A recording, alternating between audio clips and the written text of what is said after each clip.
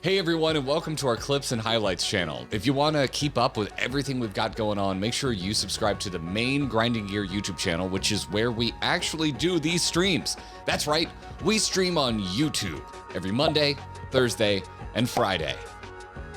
Unless I'm editing over this with days of the week that we have changed to. We also have the podcast available everywhere. Apple, Spotify, Google. Maybe your grandma started a podcast platform. We're probably on it. Wherever you get your podcast, make sure to check out the Grinding Gear podcast to hear more about all of the nerdy bullshit we're up to. I actually don't know how everybody plays World of Warcraft. I think back to my day to day, from vanilla all the way up until the end, and the sheer amount of mandatory content that has been added to the game over the years has just grown exponentially, including several systems which are just infinite in time. But if you wanted a character wearing the current gear, the latest legendaries, whatever it might be, your commitment to the game has massively increased. Dude, I quit Legion when Illidan was like, go collect 100-something tokens and they don't have a guaranteed drop rate. That was awful. Yeah, Legion. I love Legion, and it's really good, but I did not love the artifact power grind at all. No. You don't like simply because you have to. See, that's the list I'm aware of. Boo. I played Battle for Azeroth intensely, and I enjoyed Horrific Visions and Corruption. I know a lot of people didn't. I thought they were fun. I enjoyed them. My God. It gave such good gear, but they were such miserable activities. Torghast would be a great example of that. But the thing is, I actually don't know whether people like doing that. Nobody does except them. So let's sit down with Ian and try and find out how people spend their time in Azeroth. But I know how you guys spend your time, and that's by picking up a display. Display are proudly sponsoring this video so we could take all our equipment, pack up our stuff, and fly across the world in order to speak to Blizzard on your behalf. Nice. If you like this and you want to see more of this, especially check out part 2 of this video, where we're going to be looking at how World of Warcraft is made. Yeah, no, let him have it. Let him have it. Using our link down below, you can get up to a massive 44% off your display order. Well done. We have these amazing official. There's so many different player types, right? I mean, I'm not sure how your metrics work, but one of the questions I can scroll down for it. Yeah, let's see. There it is. There it is. Preach gaming. Look at the chat. Look at the chat. If anyone wants a display, yeah, like let's do it. We're sitting here reacting to his content. The least he paid $30K for this. The least you can do. Least we can do it is share it with everyone here. It's the very least we can do. There's no, it's not disc, it's like display, but display. Oh, display, because they're metal like plates. And support your boy Preach. So on this weekend, it's really tough when you're out there and you're not just a content creator, but you're anybody. The vast majority is a horrific term that gets thrown around all the time in reference to World of Warcraft. This is what the vast majority likes. What do people actually do in the game? Because we don't know. I mean, it's a great way to start. Honestly, I think that's one of the quirks of WoW. It's part of the. This is a great opening. Like, forget the vast majority. You know what people actually do. What do people do? Like, what a great fucking question. Yeah. To start with. Well, and we're all so isolated when we play these games nowadays. You know, certainly all my conversations were had in real life with my roommates in college. I didn't use Discord or anything and join any communities. It was in-game. I was not a part of WoW communities at all. I read Elitist Jerks. I never contributed, and that was it. Yeah. And in that way, if he can get Ian to say what people actually do, you can also take the edge off content creators. Because so often, content creators, particularly for World of Warcraft, are disdained by the player base because they see the content creator getting what they want in the game and not what the actual players want. And content creators are often accused of noobifying World of Warcraft. I know, like Scott Johnson, like he got a lot of heat back in the day for being a leader in casualizing World of Warcraft. Well, guess what? We're all old and we're all parents now. Yep. I ain't got time to sit around for 39 other people to show up. Makes designing for WoW really challenging at times. I think you could take a dozen people, all of whom would say WoW is the primary game. I guess only 50% of us are parents now, but you get the idea. Well, now we can count the dogs and the cats and everyone else. All the different Venn diagram overlaps, And all of those people are World of Warcraft players. Yeah. And it's and I think the world is, again, as I said earlier, richer because it has all of them in it. But a challenge is, there is no majority, so to speak. Damn, I would love to play some WoW right now watching this. It's something about seeing the game makes you want to play. Yeah, I would really like to go in and play World of Warcraft right now. I'm not. I shit you not. Like, I went through and Final Fantasy 14 to my bars. I did all my hotkeys the way I do it in Final Fantasy. Like, one of my number one things right now is like, oh my god, seeing another game is gonna make me better at Final Fantasy, because I'll see other layouts. Like, I'm like, oh my health bar is kind of over here. Like, I really like when they auto put it there. I want to redecorate. Many minorities, each of whom have different and sometimes competing interests. Yeah. And I think that's part of the challenge when it comes to listening, addressing feedback. I think, oh, that's the often profession thing. The two are a little bit conflated, where yeah. hearing feedback should mean, in the eyes of players, and understandably so, well, do what I say. I told you I don't like this. We told you we don't like this. And you didn't change it, therefore you're clearly not listening. Especially if that person believes they're a reasonable person. I'm a reasonable person, and I think you're incorrect. So. And they are. It's really tough to deal with people who think they're being reasonable, is what Preach says, and I love it. I'm guilty of this. And what I could also honestly say, after now we're here, is I definitely got to the point where I was so immersed in it and not happy that I definitely went overboard with where I was, which I think is the place you end up with because of a business relation. It's like, ordinarily, I just put the game down. I don't know whether it's an internal pressure, and I kind of think this goes back all the way to Naxxramas, the original I one. freaking feel that in my bones. Like Oh, just him talking about how, because it's also a business decision, you stick with something longer, when in real life, in any other circumstance, you just be like, I would just stop playing this game. Sure. Yeah, I don't think, maybe content creation hasn't been around long enough for that to become normalized in people's heads. There's definitely a romanticizing that happens, because, one of my favorite quotes of all time is Conan O'Brien saying he does 4 shows a year that he likes. And that hit me, because, like, it's so easy to look at people being happy, particularly in, like, comedy or content creation, and be like, wow, they must love what they do all the time. Yeah. It's still work. Yeah. Invested time and money into this content, but if we don't make them go, they're not going to go. And it's that something that's a very real thing. I think it is a real thing. I think make is maybe too strong a word. But if we don't incentivize it, if we don't make it feel like you are progressing in some way as a result of it, then yeah, people probably won't do it. And I think if we made a zone full of awesome quests that literally offered no rewards, as a hypothetical, right? No experience, no gold, no items, nothing at all, but it's really cool content, most people wouldn't touch it. People who did might touch it once. I think the biggest trick that I ever felt like WoW pulled on me was that quest with Jim Cummings in Legion. Do you know the one I'm talking about? Which one? Because he was one of the main characters. He played like an elf who lost his mind. Oh, yes. And yes, I was like, holy shit. Legion's got hands. Like, this is amazing. This is traumatic. This is... Yes, the Runes. I couldn't remember his name. Yeah. Yes, I love that quest. That quest line is fantastic. It was voice acted. Pooh Bear was doing his thing. He was nailing it. It was nuts. Oh, sorry. I was thinking, because he's also, isn't he the lore keeper in Pandaria, who you interact with a shit ton? So I was like, you're gonna be more specific, but I was thinking Pandaria. I wasn't thinking Legion. But that quest was so good. And, order halls and stuff were really good too. But just seeing this, was it Suramar? Suramar environment just makes me think of that. And I feel like I played WoW into BFA longer because of that one Jim Cummings quest. And I wanted to re-achieve that moment where the story really, nailed it.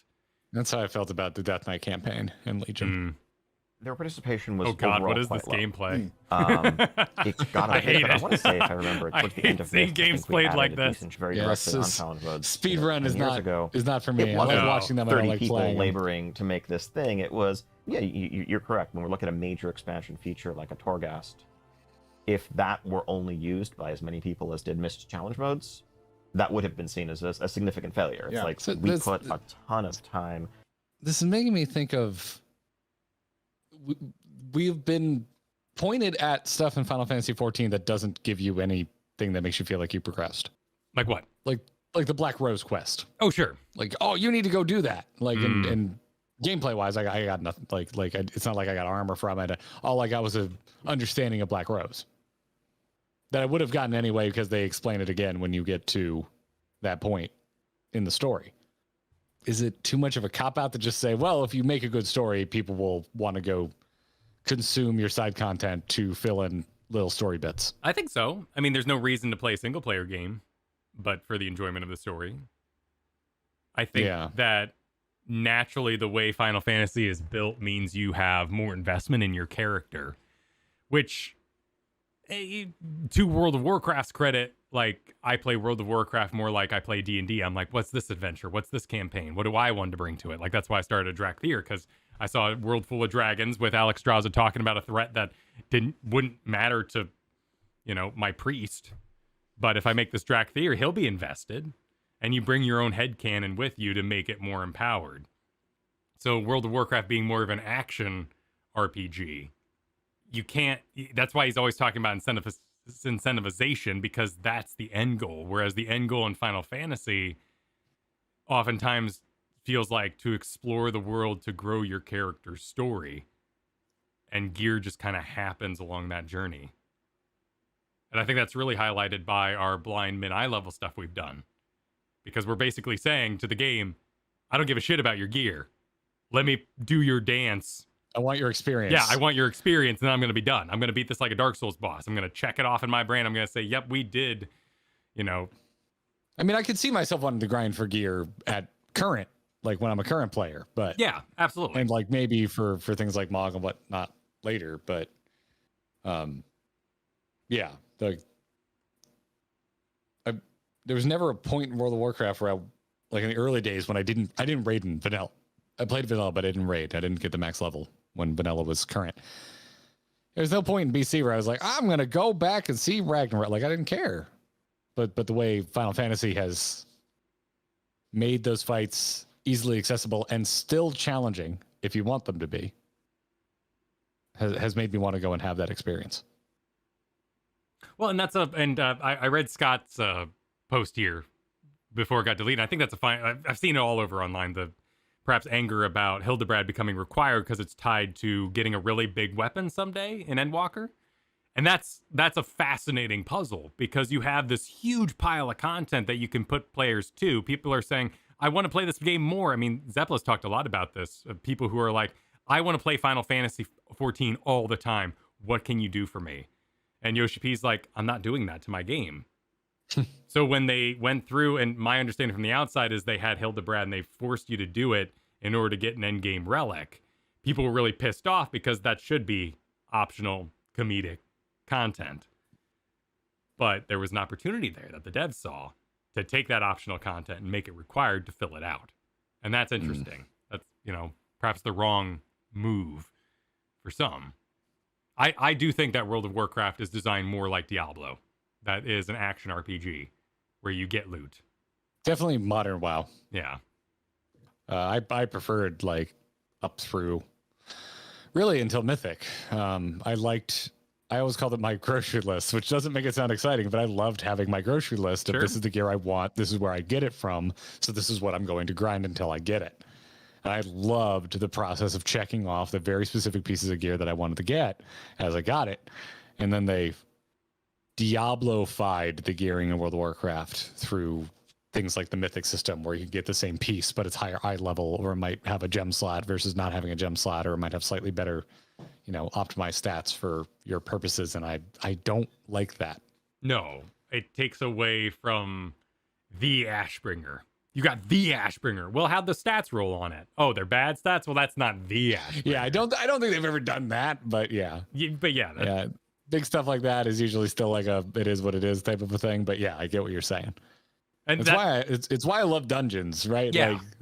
I used to grind dungeons over and over again. I wanted the red sword out of Utgard Keep because it was like best in slots starting tanking sword. And I ran Utgard Keep over and over and over Shadow again. Labs for me, yeah. Yeah. And eventually I got it. And it's just like eventually I just learned that dungeon like the back of my hand. And yeah, maybe I didn't want to run it as much, but I don't know. I had an experience, and it was a wonderful closing of that book when I got that sword. I never got my trinket out of Shadow Labs. I did it over and over and over again. But my first one of those was the Sun Fury bow in Karazhan off Prince. Oh, killed that bastard so many times with my raid. Well, when we all have a story like that, but that because you and I love the content dungeon. I mean, obviously, like every time we sit down and have a casual stream, what do? We do dungeons. Like that is clearly what we do. I love dungeons. We love dungeons. Yeah, yeah. Like, so when the focus moved away from like, dungeons, I don't like Palace of the Dead as much as I love running dungeons, and it's not even close for me. I don't think Palace of the Dead is bad. It's better than Torghast, but I still like. I could take or leave it. I'd rather do a dungeon. I like even if I've seen it before, I like the intermittent bosses. I like the change of scenery when I go from one dungeon to the next. Like all of that. More of our players happy. This is At the hideous. end of the day, like, that's the challenge we're trying to solve. It's we have I hate a finite this team, min-maxing and even as we grow, even as we hire, business I'm we seeing. have this many person this hours is of work challenge. that can be done this year. Challenge. How What do we is deploy- challenge then? I don't know. I never did it. Okay. And apparently no one else did because that's what they're talking about right here. Yeah. Allocate those in the way that's going to Well, make I mean, the most clearly it's fun Scarlet for the most Monastery, players. right? Like, Well, one of the things Yeah, with or one of Dragonflight the is changing Scarlets. is because obviously part of what I would consider the failure of Torghast. Even aside And from all its it felt friendliness, which is so clearly an required, issue, and it got so old so fast. Torghast? I'm doing commentary over. It's fine. You can keep it rolling. Oh no, I mean, I'm curious. I never played Torghast, but from the outside, it looked like it was going to be like a Slay the Spire sort of thing. Like I thought you were going to unlock abilities as you went. A little bit, sort of, but you didn't keep them when you went back in. Yeah. There were little things you could get that permanently changed what you did in Torghast, but they were just very minimal, not particularly exciting. And Torghast just got so old so fast. Well, so did Warfronts, and Islands, all those. I'll take Torghast over Warfronts and Islands. Don't get me wrong. Okay. Torghast. Oh my God, the phrases people make up to. Oh yeah. I would hate. I would hate being a dev. It was doing a chore. You needed to do. If Yeah. you wanted your legendaries, you needed to do Torghast, and it was soul sucking. Cipher system, the reputations, the outdoor loop. God, I hated how the zone looked. Dude, me too. There's a couple of This weeks. cemented that I was not the first gonna couple of play weeks. We're going to Shadowlands say, again. well, everyone's going to want. You want to get your second Hey, legendary. everybody, You want it's the ability Destiny to with craft frogs. your Unity. Well, this was the height too of Final Fantasy 14 comparisons, and I would say when they were getting straight up nasty, right? Like people were finding sigil symbols that were matching in both games, and people were comparing Helms of Domination to armor, and it was getting gross out there. Also, it says hi on that animal's thigh. It does. Whatever else. Hi, Kyle. It's a little bit of a Hi, middle Gary. ground. Systems like Renown, our outdoor world loop, profession crafting reagents at the end of our Renown tracks that will let you make 402 plus gear that is heroic raid quality. Boy, There are I just other, glazed professional- over with whatever that was that he just rattled off. I was just like, brother, everything that just left your mouth is why I didn't keep playing Shadowlands. I mean, he comes from that environment, right? He's in this position of WoW leadership now, but this is his forte. He throws down. Oh, God bless him. I'm glad he knows his own game because I sure as I'm just like, that is why I stopped playing. All of that bullshit right there.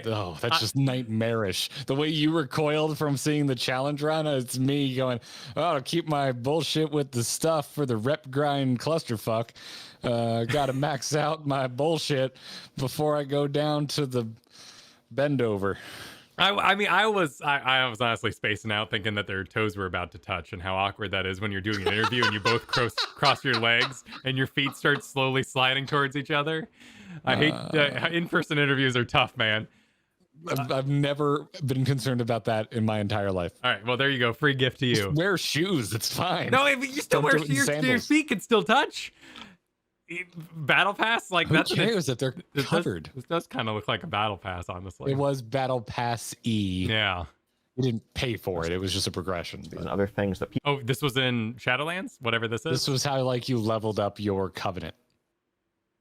Oh, I think. yeah. Wait, this is work in progress. What are they showing now? This is, well, it says Dragon Scale, so I'm assuming. Oh this no, is, is Renown still a thing? God damn it! So what is Renown? Is it like rep?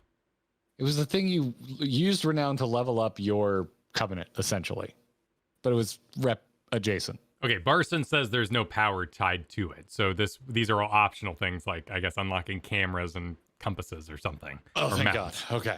Whew. Cool. God bless. So It's completely optional in Dragonflight. Woo! right, so I'm learning things. I have not researched Dragonflight at all. I mean, it's interesting, right? Real Like, it's burnout in Shadowlands. It's a great question to ask a not content creator, a game developer, basically saying, like, are you okay with making content that people may not play because it's all optional? Like, how much work did you put into that Black Rose quest? And then 90% of the player base skips it because it's not MSQ. Not much. It's mostly text. Well, fair. But, you know, it's an example of something optional that could be missed. And as a content creator, like as a DM, like as a dungeon master, I would have to assume that Final Fantasy XIV, I would assume that Square is very okay with a lot of content being missed, because there's a lot of yellow quests on my map every time I go anywhere, Kyle. True. So that's the kind of things. Like, and I think WoW's got to be okay with it too, because of just the different ways to play the game. Right? Like maybe there's not as many side quests these days as there used to be in World of Warcraft. It's a little more streamlined, but there are still side quests. But I'm thinking about things like, are you a raider? Are you a PvPer? Are you a pet battler? Are you a mount collector? Are you an economy player? Like, just from that, like being those different types of players. Like, I haven't PvP'd in World of Warcraft in years, but they still make PvP content. True. Pet battles for some reason keep getting updates. I've never touched them. Dude, I tried leveling a dwarf once, doing nothing but pet battles. I got pretty far, but that was not fun. Some of my buddies are super into it, and I'm just like, cool. Yeah, I personally would just rather go play Pokemon. Yeah. Than pretending I'm playing Pokemon in WoW. But yeah, some people absolutely love it, and that's just the kind of thing. And they're clearly fine with it, because I've never even interfaced with pet battles. So I like what Dewkeeper says here. The issue with WoW abandoning evergreen content, if everything is flavor of the month, you can't let players miss it. That's an interesting way to put it. That is a good read. It's profound. That's profound right there. That is, yeah, I like that. Azurite Armor in particular is one that I'm deeply upset about, because I genuinely thought item level is something, and again, it's personal bias. I have no issue with Mr. Does his world quest having the same item level as Mythic Raider, but Azurite Armor seems I do not miss perhaps that. open the door. I see that UI and I get angry. To world questing and your experience. Dude, I loaded into Mike. I started up World of Warcraft, 3 days ago. Loaded up my priest. I was standing in the dum dum dum dum dum Zandalar music, like instant, just huge crashing wave of burnout struck me, and I just logged out. I was sweating. Oh, I was instantly done. Bane was sitting on the floor over there in the inn, and I was just like, hell no. I need a fresh character. I'm not doing this. Do it for PvP. We could do it for getting back to player groups and silent majorities and so forth. We do feel like we have underserved the just solo outdoor focused player who chooses to spend tons and tons of time in World of Warcraft over the years, and they care about progression too. Yep. And I think it's often inaccurate to just assume, oh, well, because you're not trying to push high keys, why do you even need item level? Yeah. At the end of the day, people want the number to go up. Oh, well, that's like saying you can't, like, can you imagine Diablo forcing you to do group content? It'd be insane. People do it. Be diabolical. Yeah. It would be.